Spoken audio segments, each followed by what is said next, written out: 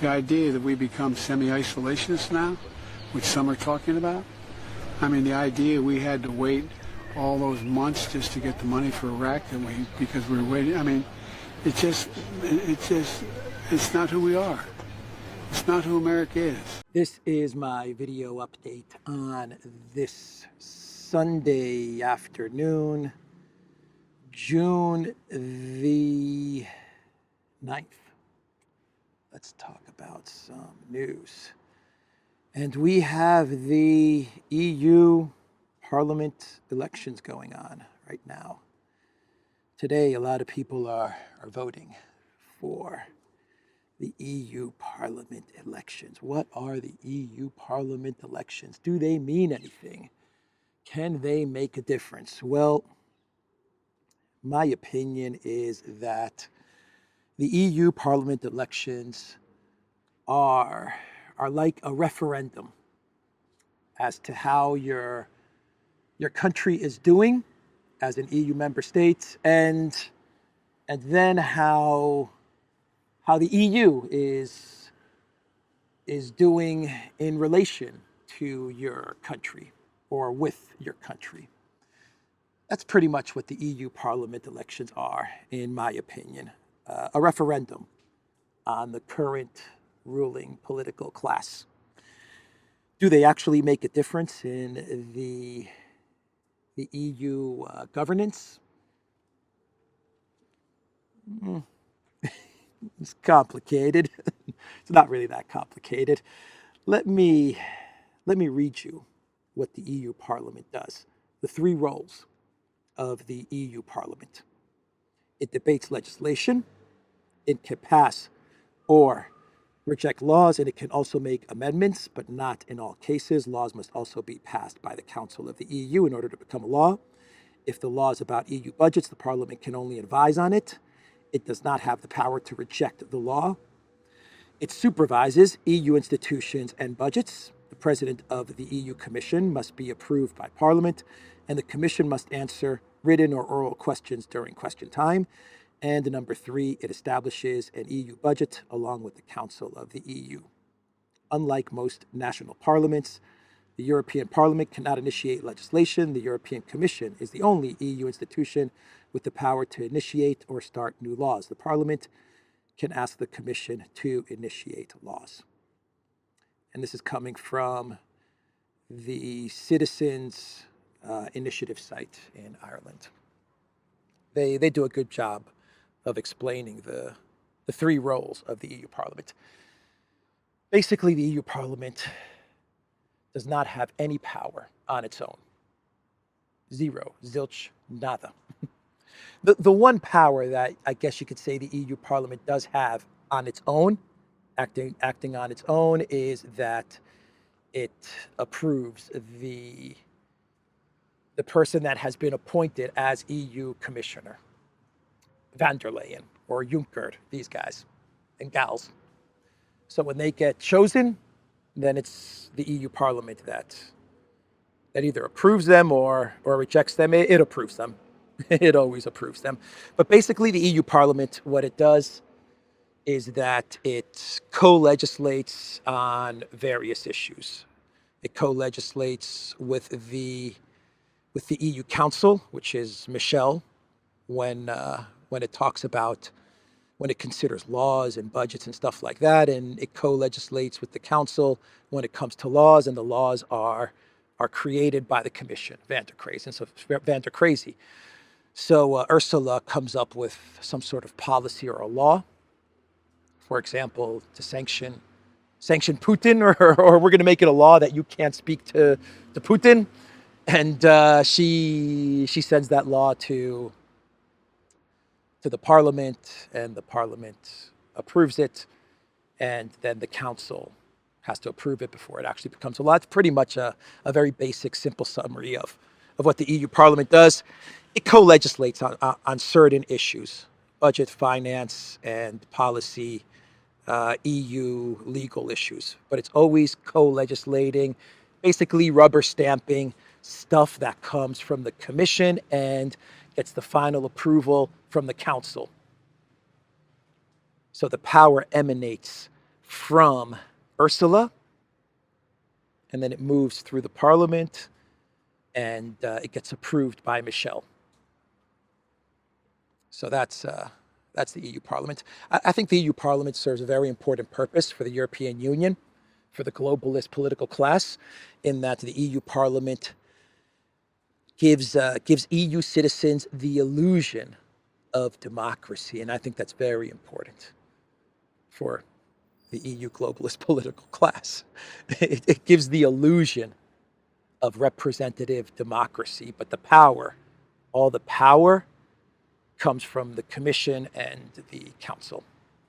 Anyway, we have EU elections, parliament elections taking place, and that brings us to Macron and an explanation as to why Macron, over the past couple of months, has been acting so crazy, war hawkish when it comes to the project in Ukraine. Why is Macron acting like a crazy neocon war hawk?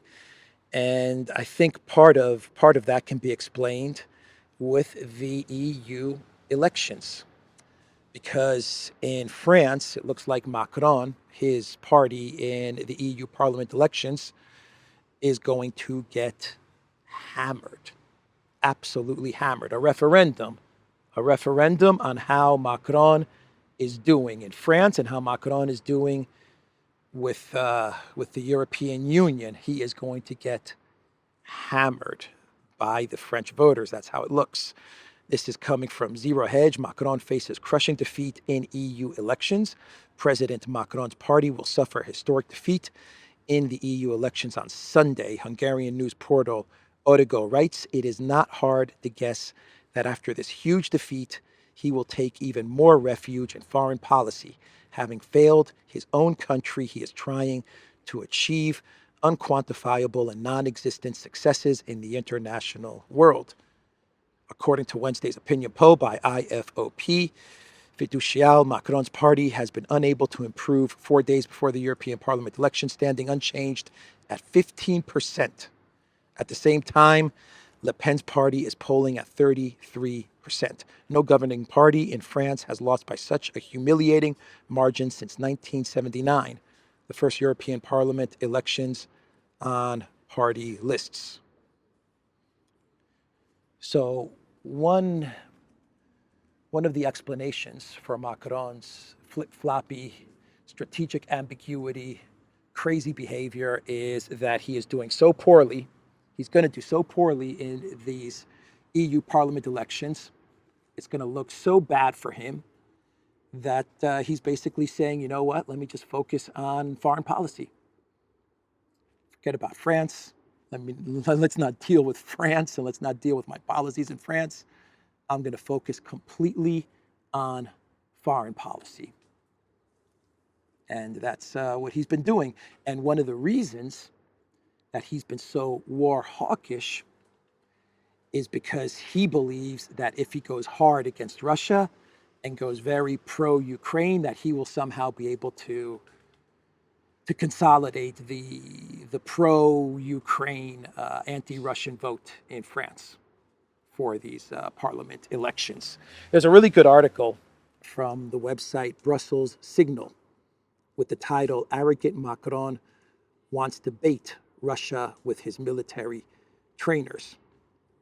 And this article basically says that Macron is focusing so much on foreign policy because he's going to do so poorly in the EU Parliament elections. It says that Macron wants to consolidate the pro-Ukraine, anti-Russian vote, and it also says something that the Duran and this channel have been saying for a while now, which is that Macron's hawkish behavior is also due to the fact that he believes this is his chance to become the de facto leader of the European Union. He can become the next Napoleon, the ruler of Europe, little Jupiter. And so he's trying to seize on what he believes is a historic opportunity for him. Let me read you a little bit from this article. Macron has domestic and foreign reasons for making this move now. Domestically, his party is suffering in the polls. The populist right and Ukraine aid-skeptical National Rally Party is currently more than doubling Macron's Renaissance Party in some polls for the upcoming European Union parliamentary elections. Macron may be thinking that a bold move can consolidate the pro-Ukraine vote behind his banner. He also likely sees a chance for France finally to achieve dominance on the continent. Napoleon, the rise of little Napoleon. That is how Macron is seeing things. Macron clearly believes this is France's moment by creating a firm ally in Ukraine, like Napoleon once did with Poland.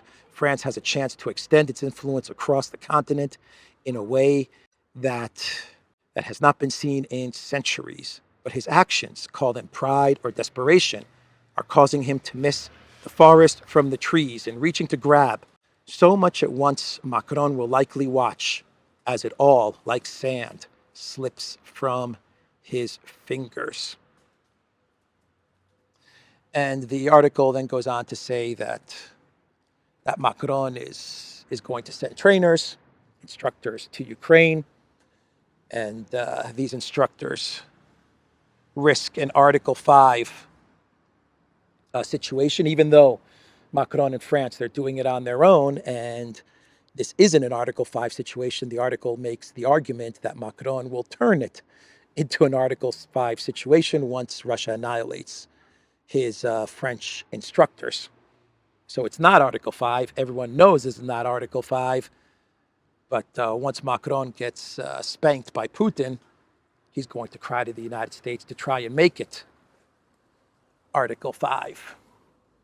The other thing that the article points out, which is actually, I haven't thought about this, 1 second, is that Macron also may be looking to trigger the EU defense pact. Lost in the discussion is the fact that the European Union has a defense component as well, one which in some ways is almost stronger than NATO's Article 5. The Treaty on European Union stipulates that if a member state is the victim of armed aggression on its territory, the other member states shall have towards it an obligation of aid and assistance by all the means of their power.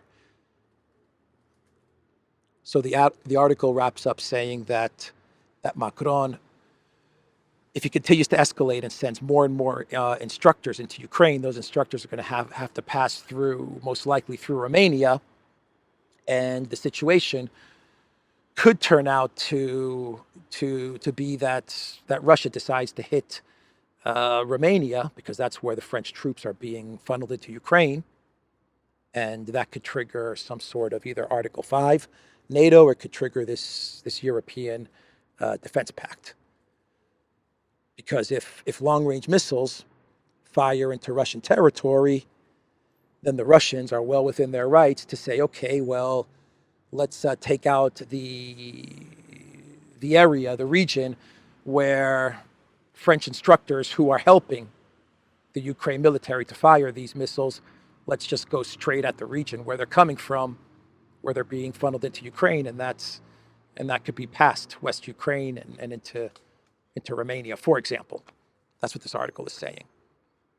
So anyway, it's a good article, actually. It's a pretty good article, and I think it does explain why we see Macron acting so cuckoo for Cocoa Puffs. Anyway, let's move on now. And what is next on the agenda? By the way, Italy, Spain, and Germany, they're not going along with Macron and his idea to send French trainers to Ukraine or create a coalition of collective West instructors to go into Ukraine. Germany, Italy, and Spain. Three of the biggest EU powers. They don't go along with Macron and his instructor plan, not so much because of of escalation with Russia. This is my thinking, but because they understand that Macron wants to make himself to be the ruler of the EU, and they don't want him to position himself as the leader of the European Union, especially Germany, because Germany has always been considered the leading country of the European Union. And so, of course, it's not going to support Macron initiatives with regards to Project Ukraine, which positions Macron as the decision maker when it comes to foreign policy in the European Union. So Politico, they put out a very interesting article yesterday with the title, Biden insists he's not involved in his family's business dealings, but his aides are a different story. The overlapping roles are under scrutiny as the president distances himself from his family dealings. Boy, oh boy, this article from Politico, do they bury the Biden family? Because Biden's distancing himself from his family's dealings. And basically the article from Politico is saying that while Biden distances himself from his family's business dealings and has no idea, zero idea what his family is doing. He has no idea. He doesn't talk about it with his family. He doesn't discuss it with his family. He has no idea what Hunter or his brother or anyone is doing in their business life. Zero, zilch, nada, nichevo. This article makes a point of saying that, but this article does say that that Biden's family and Biden's aides in the White House, well, they're doing double duty, if that's the right word. Yes, they're working at the White House. Yes, they're working in the U.S. government. Yeah, they're working for the president, but they're also helping Biden's family out and Biden's family's businesses out. And this is an incredible article from Politico. You know, guys, something's going on. Man, I'm telling you, something is going on, because last week you had the Wall Street Journal article talking about how Biden is losing it up here. And now you have this article from Politico. Something is afoot. And they even provide a chart. Check out this chart that I'm going to put up on the screen right now. Biden's complicated web of relationships. Relationship status, it's complicated, says Politico. Several of President Joe Biden's advisors and staffers have participated in his relatives' dealings over the years, both during and after their stints working for the Biden family patriarch. The overlapping relationships complicate Joe Biden's efforts to distance himself from the affairs of Jim and Hunter Biden. Never forget, Hunter Biden is a Renaissance man. He is today's equivalent of Leonardo da Vinci. He is an author, a painter, a chemist. What else is he? He's an energy expert, a venture capitalist, a lawyer, an expert on Ukraine energy. He's an expert on Ukraine, an expert on China, a real estate expert. He's a Renaissance man. That's why they're going after him. They always go after the Renaissance men of their time, of their day and age, don't they? They always go after them. Whether it's Galileo or Hunter, they're always the ones that are persecuted. It's so unfair, so unfair.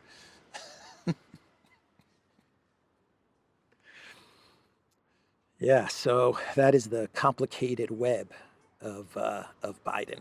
Something is going on.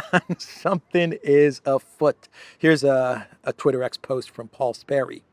New subpoenaed bank records reveal Biden family, Hunter, Jim, Sarah, Haley, Biden grandchildren hauled in $18 million from foreign sources since Biden VP, including $3.99 million from Ukraine, $7.28 million from China, $3.5 million from Russia, $1.04 million from Romania, $1.04 million from Panama, and 1.17 million for Kazakhstan, Mexico, Syria. What the F was going on in Kazakhstan, Mexico, and Syria? Now, I remember something going on in Kazakhstan with Burisma. I remember a photo once upon a time. I can't remember the details of it. I think it was with something with Kazakhstan and Devon Archer. I don't know. Anyway, Mexico and Syria. Kazakhstan, Mexico, and Syria. All lumped in together, 1.17 million. Panama. Panama's probably where they have the offshores, I imagine. That would be my guess. Romania, we know about Romania. I've actually done videos about Romania many years ago. 3 years ago, I talked about what was going on in Romania and Romanian real estate. And Biden family, their involvement there. Not Joe Biden. Joe Biden has no idea what's going on. He has zero idea what's going on. Zero, zilch, nada, nichevo.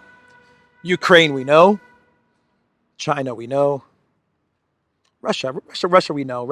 It's the, I think what Paul Sperry is talking about here is the ex-Moscow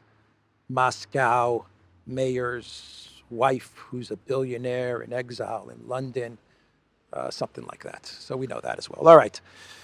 That's the article from Politico. Ask yourself why. Why are they running with these articles? Why is the Wall Street Journal reporting about Biden's mental acuity? Why is Politico talking about the complicated web of relationships from Joe Biden? Why?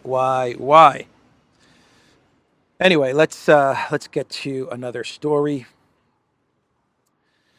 A big story, which is the hostage operation that took place yesterday in Gaza. I'm going to read you from Sky News, and let's see how they explain it. Let me open up the article here, or the title. Sky News, Gaza, horror movie scenes as Hamas says 210 Palestinians killed in area of Israeli hostage rescue mission. More than 2 Palestinians were killed as Israel raided Gaza to free 4 hostages, Hamas claims, in one of the bloodiest days of the war. During the mission, hailed as heroic in Israel, the military said it freed the hostages under heavy fire and responded with strikes from the air and from the street. But the ensuing attack on central Gaza's Al-Nusayrat, a historic Palestinian refugee camp, led to scenes like a horror movie, according to residents. While Israel acknowledged under 100 Palestinian casualties, Hamas said at least 210 have been killed and more wounded, though it isn't clear how many were militants.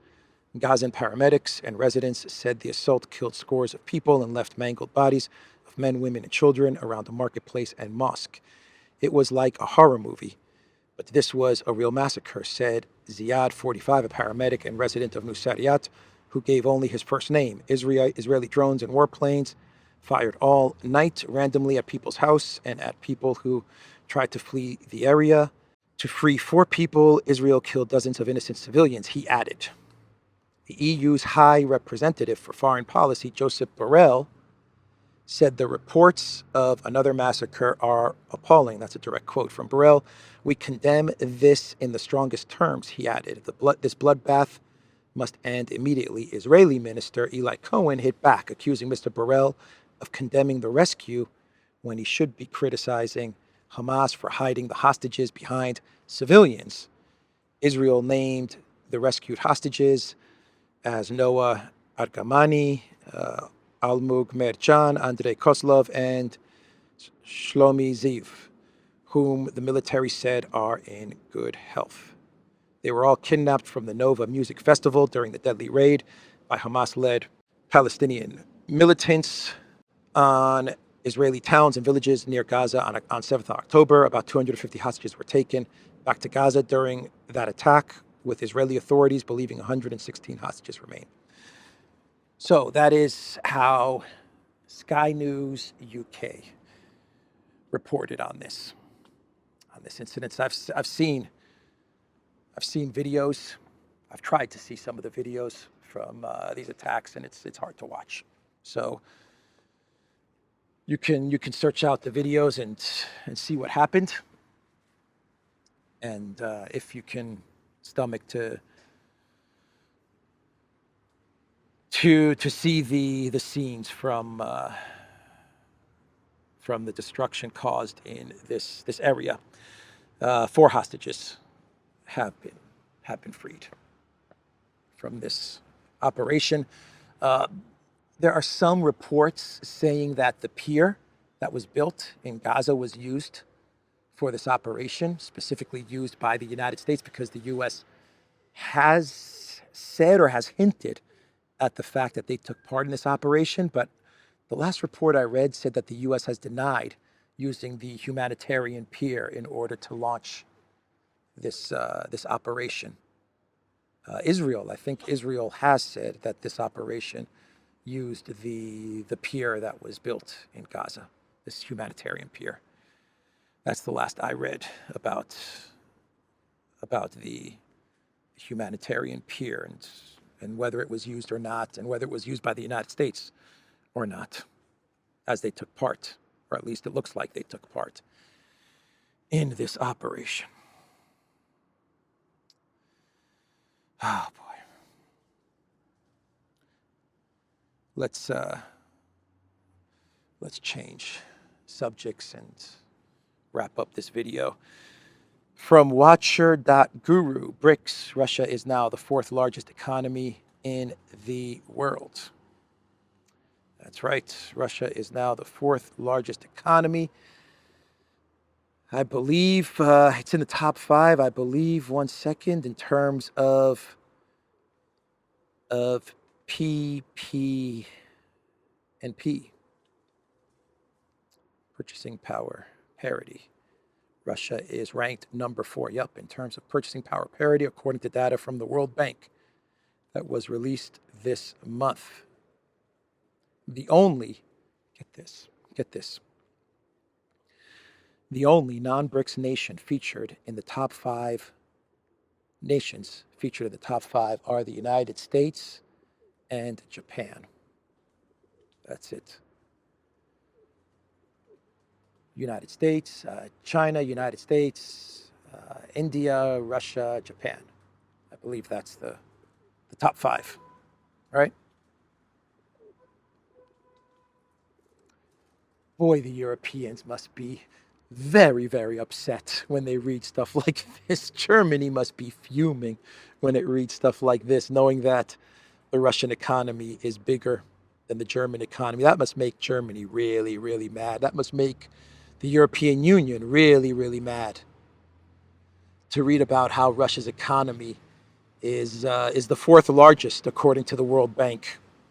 That's got to get them fuming. Sanctions really do work. Sanctions really do work, just in the opposite direction, in the opposite way that they think they're going to work. Oh boy.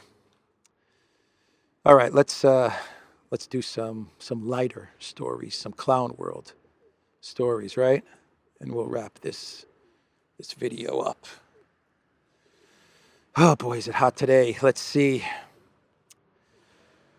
So South Korea, they're responding to North Korea's trash balloons. Remember that story I talked about a couple of days ago? Actually, like last week, I think. It was last Sunday when I reported on that story, where North Korea sent 600 balloons filled with trash into South Korea in retaliation for South Korea sending balloons with brochures and propaganda. That was North Korea's response. Well, South Korea is now responding to the trash balloons response from North Korea by, according to The Guardian, by sending K-pop USB sticks into North Korea as poo balloon row intensifies. That's the title from The Guardian. Activists fly K-pop USB sticks into North Korea as poo balloon row intensifies. Balloons filled with US dollars, K-pop, and leaflets critical of Kim Jong-un have been sent over the border by a group of of North Korean defectors. Yeah, I'm sure it's North Korean defectors that are sending those balloons. It's not the South. It's not the South Korean state that's organizing and sponsoring this. It's North Korean defectors. Oh man, the Guardian. Poo balloon is what the Guardian runs with. Poo balloon row intensifies. Oh boy. So there's this NGO, a Ukrainian NGO, that compiled a list of U.S. citizens who they believe are responsible for the war going so badly in Ukraine, for the failure of Project Ukraine. From Robbie Starbuck. This is insane. A Ukrainian NGO just put out an enemies list that includes U.S. citizens. The list blames us for Ukraine's issues on the battlefield. And some of the people on this list are Elon Musk, David Sachs, Rand Paul, Jack Posobiec, J.D. Vance, real Candace Owens, well, Ron DeSantis, Eric Schmidt, really? Ben Shapiro, really? Jim Jordan, Laura Loomer, Glenn Greenwald, Ron Paul, Tucker Carlson, Thomas Massey, Dan Bongino, Tate, the Talisman, Andrew Tate, Cobra Tate, the brothers, Tristan and Andrew, and Robert Kennedy Jr., and many, many more have been identified as people who take the blame for Ukraine's issues on the battlefield. And this is a Ukrainian NGO. From what I understand, from what I read, if I remember correctly, I may be wrong about this, but if I remember correctly, I read that Samantha Power USAID actually funds this NGO. I could be wrong about that, though. But they are getting funding from the U.S. That is without a doubt true. Here, the NGO also received U.S. funds, according to Robbie Starbuck.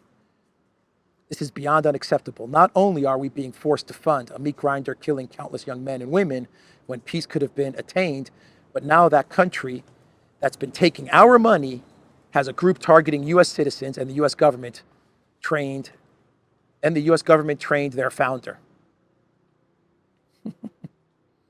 The founder's name is Anatoly Bondarenko, and he was trained at the State Department's tech camp. Now he's using that training to target U.S. citizens with an enemies list. Really, really incredible stuff, huh? The U.S. is funding an NGO, U.S. money, funds this guy, sends him to tech camp. He creates an NGO. He creates an enemies list of American citizens and blames them for everything that's going wrong in Project Ukraine. After Biden and Congress just gave Ukraine $68 billion and hundreds of billions of dollars in weapons over the past 10 years. And they're using this money to target American citizens. Taxpayer money to target American citizens. That's what Ukraine is doing, this Ukrainian NGO. And let's see here. There's a reply here from, if I can find it, 2 replies from David Sachs, who's being blamed. David Sachs is being blamed for the problems in Ukraine.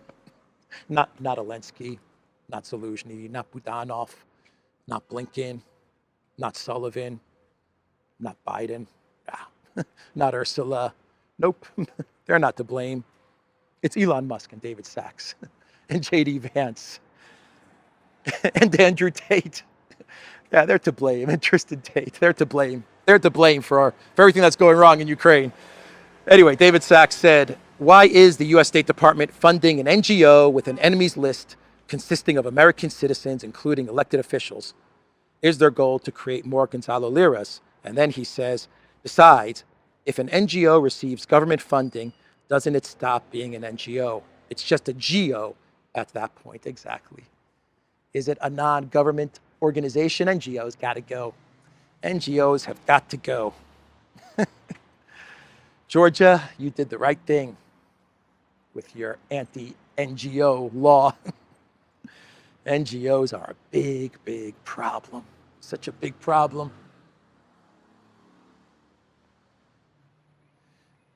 There was another story that I read today before I sign off, that there's another NGO human rights group which is trying to get the ICC to go after the RT chief, Margarita Simonyan and Medvedev, and very high-level Russian officials, and they're trying to get the ICC to issue arrest warrants for them because they claim that they've been painting Ukrainians as mustache men, and they're saying that this is a hate crime according to human rights and the ICC, and they want the ICC to issue a warrant, something like that. I read that today. It's time for the ICC to be. It's time to dissolve the ICC as well. International courts and stuff like globalist international courts. Get rid of it. Get rid of it. Anyway, that's the video, everybody. TheDuran.locals.com.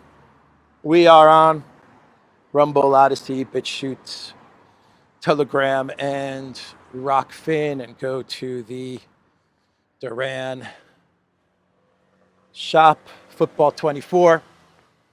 Pick up some awesome football merch. Take care.